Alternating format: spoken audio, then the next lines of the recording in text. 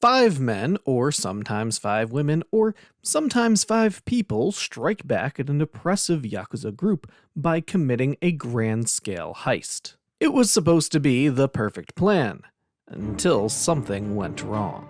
Now these 5 are on the run, being chased down by merciless hitmen who will stop at nothing until all of them are dead. This is the premise of Gonin, Gonine II, and Gonine Saga, a Japanese crime trilogy that has stood the test of time and remains a cult hit to this day. From humble indie beginnings to all-star casts, this is the history of Gonin.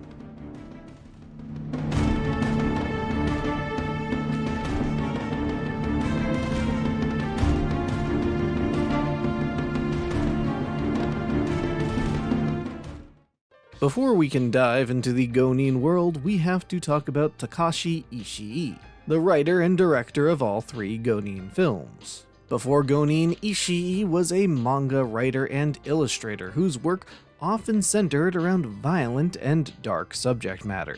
These thematically linked, though narratively separate stories would become the basis for the Angel Guts series of films. Produced by Nikatsu, the Angel Guts series ran from 1978 all the way to 1994, with a total of 6 films.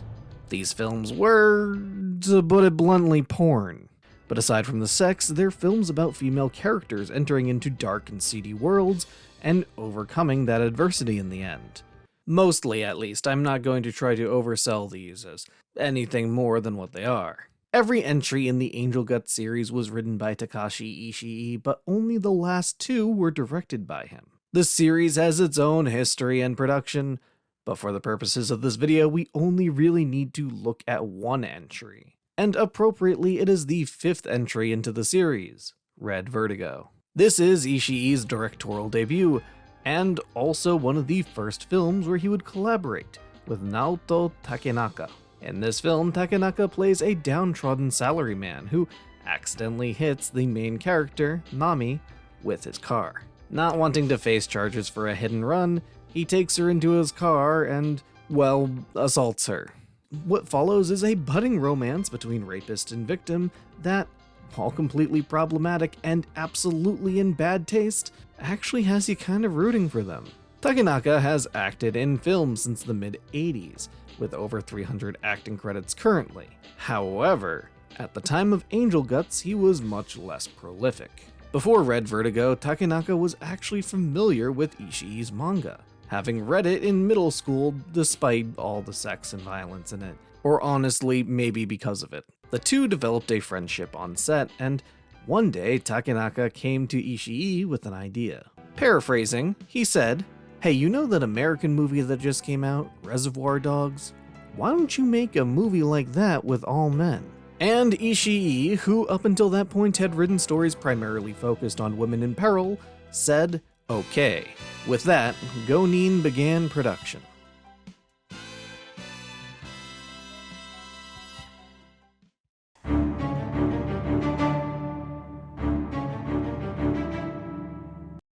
From the very start, if Gonin was going to have a chance at succeeding, it would have to pick its leading men very carefully. For those of you that don't know the title, it is quite literally 5 people, making Gonin a real 5 guys, burgers and fries type of movie. Naturally, having come up with the idea, Takenaka was one of the leading Gonin, being cast as a crazy, secretly out-of-work family man named Ogiwara. The remaining 4 Gonin would be played by a mix of up-and-coming actors and friends of Ishii. Koichi Sato plays our main Gonin, Mikihiko Bandai. Bandai owns and operates the disco club Birds, which has run into a bit of money trouble involving the Yakuza group, the Goseikai. He comes up with the brilliant idea to steal money from the Yakuza that he already owes money to. But to do that, he needs to assemble a team. One of the first members, of course, is Bandai's gay lover, Mitsuya, played by Masahiro Motoki. Masahiro would also go on to play the much more sensitive and heterosexual lead of 2008's Departures, which is probably his most known movie, I'm guessing. Maybe this and Gonin. Maybe maybe departures in Gonin, honestly, I don't know. Bandai and Mitsuya's relationship is one of the more interesting aspects of the film. While Mitsuya's character leans a little bit into the unfortunate psycho-homosexual tropes, Bandai's doesn't. In fact, having such a prominent gay subplot in a movie that is undoubtedly aimed at a straight male audience is pretty good for 1994. For a movie that lacks almost any female roles, Bandai and Mitsuya's relationship adds some of that much needed tenderness and sincerity into an otherwise bleak and cynical film. Bandai also recruits Hizu, a jaded ex-cop played by Jinpachi Nezu. Nezu and Ishii actually go way back, with Nezu having played the male lead in Ishii's 1994 film Alone in the Night. Nezu was also in the 6th entry in the Angel Guts series, Red Flash, which released that same year. Here he plays what might be the most sympathetic member of the Gonin.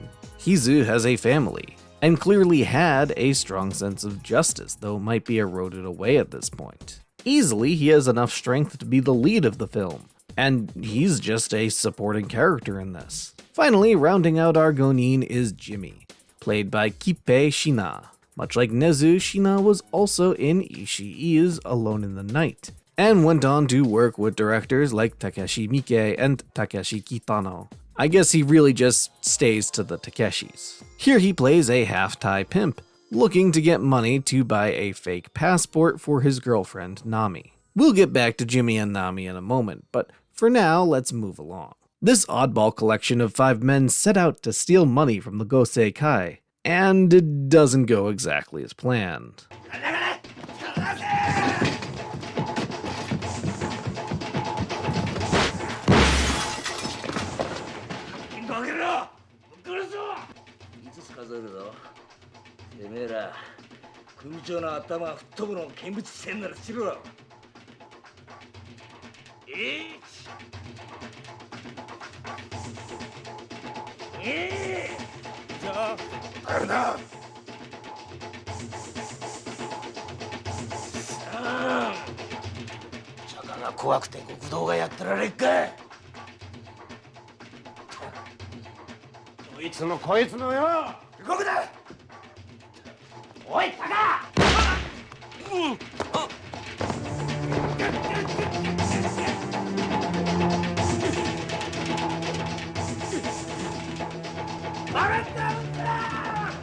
Now furious with the Gonin, the Gosei Kai call in their best hitman duo, played by Kazuya Kimura and, more importantly, Takeshi Kitano. It should be no surprise that Takeshi beat Kitano steals the show for the latter half of the film.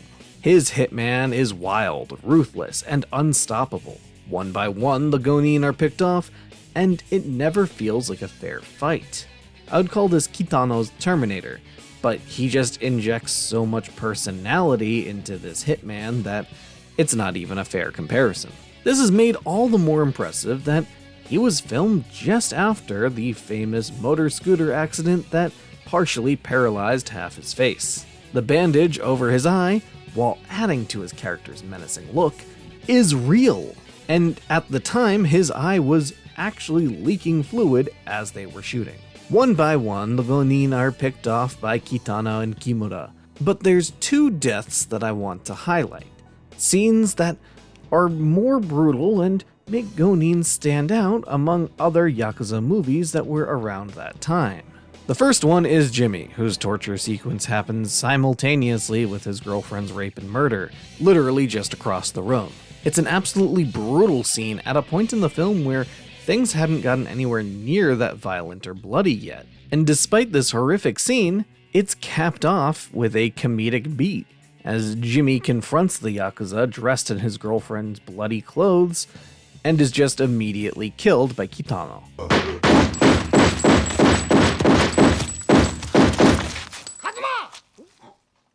That kind of irreverence and downright nihilism make Gonin stand out, and it's a theme that sort of carries throughout the rest of the film. But there's one more scene I want to talk about.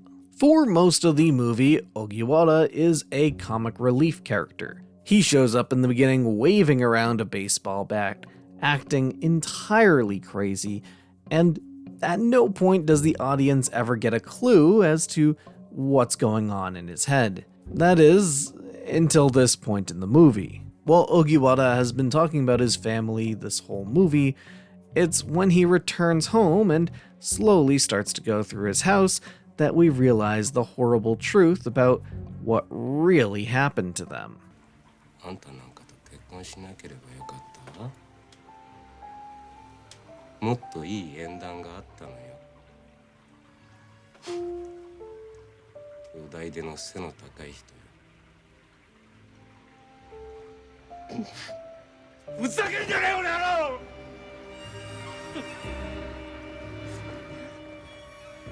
俺だってやるときはやるんだよ。A funny character is turned into an absolute monster, and suddenly has an explanation for his erratic behavior up until that point.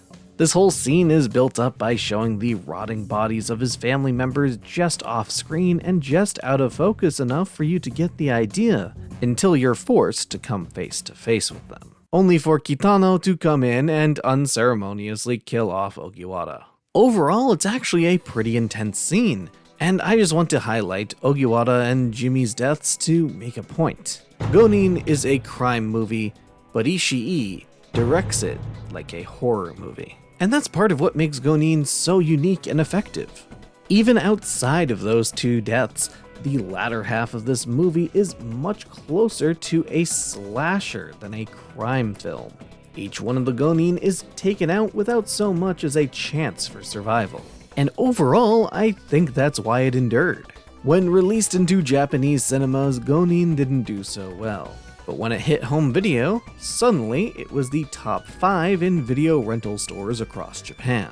And this might have been due in part to the home video market at the time. Crime and horror films were making waves across Japan's direct-to-video market, and although it wasn't a V cinema, Gonin might have fit more in there than it ever did in theaters. This success was so huge that a sequel was greenlit, and soon there would be plans for a whole Gonin franchise. Takashi Ishii would stay on as director for Gonine II, but it would be fundamentally different from Gonine 1.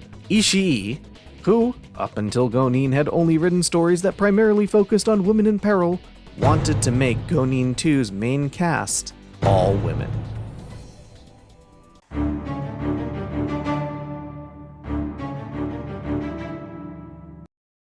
Gonine 2 would be released in 1998, and follows up the original with an entirely new cast. This time, the Gonin refers to a group of 5 women that disrupt a jewelry store heist and inadvertently steal 10 billion yen. Despite the dreaded number 2 following it, Gonine 2 actually has enough merit to stand on its own. In the same vein, the movie is a crime film, shot like a horror flick at times. However, there's considerably more comedic moments peppered throughout. Early on, there's a few surreal dream sequences that really give this film its Gonin identity. The cast is now a lot more varied and diverse. Sure, Ishii added women, but he also added a good deal more of characters outside of the Gonin themselves. This means that overall we have a movie with a lot more plot threads going on, including a revenge plot by Ken Ogata's character that absolutely steals the show. Ogata may be best known for playing Mishima in Paul Schrader's half-biopic, half-adaptation anthology film Mishima: A Life in 4 Chapters. But here, he slashes down Yakuza as revenge for his dead wife, all while searching for the jewel, the cat's eye. It's a subplot that becomes the main plot in the back half of the film, and much like Kitano's character in Gonin, Ogata is seemingly unstoppable. It's just this time he's pointed at the bad guys. He chops through Yakuza like Jason chops through camp counselors. But as fun as this plot thread is, there's a kind of sad thing that it brings up. In the female-centric Gonine 2, the plot is still mainly focused around a male character. The all-female Gonin is considerably less fleshed out than their male counterparts, due in part to the expanded size of the cast. But regardless, there are some standouts. Shinobu Otake plays a incredibly sympathetic prostitute that's young at heart. Kimiko Yo is a gym manager turned jewel thief. She would also later be in Departures alongside her Gonin alumni Masahiro Motoki. However, Mai Kitajima was probably my favorite of the girl Gonin. She plays Chihiro, a jewelry store clerk that is actually in on the initial robbery, at least until the rest of the girls take it over, at which point she becomes their hostage. She flips between helping the girls and betraying the girls and ultimately doing the right thing in the end. She also kicks ass, and is able to save herself from being captured and tortured by Yakuza. The film ends on a weirdly empathetic note for Ogata's character, one that I'm not sure I'm entirely down with, to be honest. The remaining Gonin girls all team up to get Ogata's dead wife out of his car, bringing her all the way up to the top floor of a building while a shootout is going on. I get the idea behind it, but personally to me it feels like a bit too much of women operating on emotions rather than logic for me to actually buy it. There's no reason other than sentimentality that these women would risk their lives like this, and it strains my suspension of disbelief a little. I don't think that this plot point would have happened in a film with all men. Actually, I can say for sure that it wouldn't have happened because nothing like that happened in Gonin. Still, Gonine II is far from disappointing. It delivers a wide and varied cast of characters with some pretty great performances. And it does continue that grimy and dark atmosphere that the first film had, but adds just a bit more warmth and emotion to it. It's a worthy sequel to Gonin, and it was going to be the first of many. But sadly, that wasn't meant to be. Gonin and Gonine II's producer, Kazuyoshi Okuyama, was fired from their distribution company, Shochiku, and as a result, any and all projects that he was involved in were shelved. All the plans for a continuing Gonin series were scrapped and lay dormant. But Takashi Ishii stayed very active.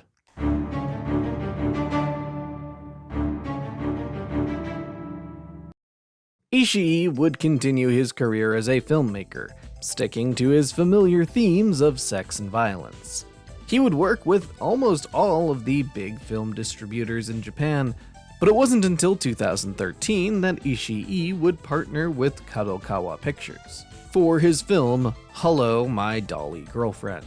Actually, the less said about that one, the better. Kadokawa would provide more than just distribution for Ishii. They were also an ally. The company would negotiate with Shochiku for the rights to Gonin, and finally, in 2015, the franchise would have its long-awaited third entry, Gonine Saga. Saga takes place nearly 20 years after the first film, and unlike Gonine II, the events of Saga are directly triggered by the final shootout in Gonin. This gives the first film an almost mythical quality to it, which feels a little funny considering the actual events of the first film, but is all too appropriate in the context of Ishii's filmography. Gonin probably remains the most well-received movie he's ever done, and it was absolutely a major turning point for his career. And Saga looks back on the original with those same kind of rose-tinted glasses. Saga could almost be called Gonin Kids, as almost all of our main cast has a familial connection to the first movie in some way, even if it's incredibly loose at times. Our leads, played by Masahiro Higashide and Kenta Kiritani, are both sons of Goseikai members that died in the final shootout of Gonin 1. Tatsuku Emoto, who worked with Ishii on Dolly Girlfriend, is also the son of a police officer that was accidentally shot at the scene. This is actually an element that I sort of liked for 99% of the movie, and then I felt that they went way too far for exactly one scene, but let's not get into that. I actually like that these three characters have connections to the first film, but aren't necessarily connected to the main characters of that film. They're unintended side effects of a long-forgotten history, It would feel cheap if they were the secret child of one of the main characters. I'm sure glad that they definitely don't do that at any point in this movie. I would have actually preferred it if one of them had a connection to Gonine II, just to mix it up, but I guess this is okay. The standout in the cast for me, though, is Anna Tsuchiya, who plays ex-idol Asami Kikuchi. Tsuchiya is already a talented singer. I had known her from the Kamen Rider Fourze opening and didn't even realize that she did acting as well. While her male co-stars are by no means slouching on their performances, Anna's felt the most real. Her character was the most interesting of the main cast, and that being said, lazy revelations about who this character might be related to don't detract too much from Anna's stellar performance. Which is funny because she has the least amount of acting credits compared to her co-stars, but that also brings up another problem. The cast of Gonin and Gonine II, with the exceptions of big names like Kitano and Ogata, were full of Ishii's regulars and up-and-coming actors. Saga's main group of Gonin are all young but well-established actors with proven careers in entertainment. And ironically, it just feels out of place in the Gonine series. It loses some of that can-do indie charm that the first two movies had, although it's kind of ridiculous for me to ask for a big-budget movie to have that same indie charm. You can tell that Ishii has evolved from his early filmmaking days, but part of that evolution seems to have also sadly scrubbed away some of the grit that Gonine was known for. Nothing in this film is as intense as its predecessors, and it'll never be able to recapture what those movies had. And it's really a shame, because had Saga been made closer to the original films, this might not have been the case. But right now, it sounds like I'm hating on this movie. And if anything, the opposite couldn't be truer. Gonine Saga is probably the best possible way they could have done a modern-day reboot of the series. It's a bloody send-off to Gonine and Ishii's career as a filmmaker. Some extremely long Ishii regulars return for Saga, including Jinpachi Nezu once again. After an 11-year break in acting, Ishii managed to convince Nezu to come back and reprise his role as Hizu. To be honest, it's not much of a role considering that the character is comatose for most of the film. But really, that was a much more grounded way to bring back an old character like that, especially one that we thought was dead. With the way legacy characters have been handled in other franchises, I'm actually relieved they didn't glamorize him in any way. Also returning is the man that started it all with one offhand suggestion, Naoto Takenaka. Between Gonin and Saga, Takenaka was in literally hundreds of films, even directing a few and starring in plenty of Ishii's. And unlike Nezu, Takenaka is playing an entirely new character, this time in the role of a hitman similar to Kitano's in the original. In a way, it's nice seeing him come full circle, from the hunted to the hunter, even if he actually doesn't do that much hunting over the course of the film. The connections and expansion of the first film is what makes this movie. If you enjoyed the first movie and wanted a sequel with more of a direct connection, then Saga literally exists for you. Gonine Saga was a nice way to wrap up a franchise that technically never got the chance to take off. It's also a neat little cap on Takashi Ishii's career as a director, and it would be the last film that he would write or direct. After, Ishii would retire from film and manga altogether.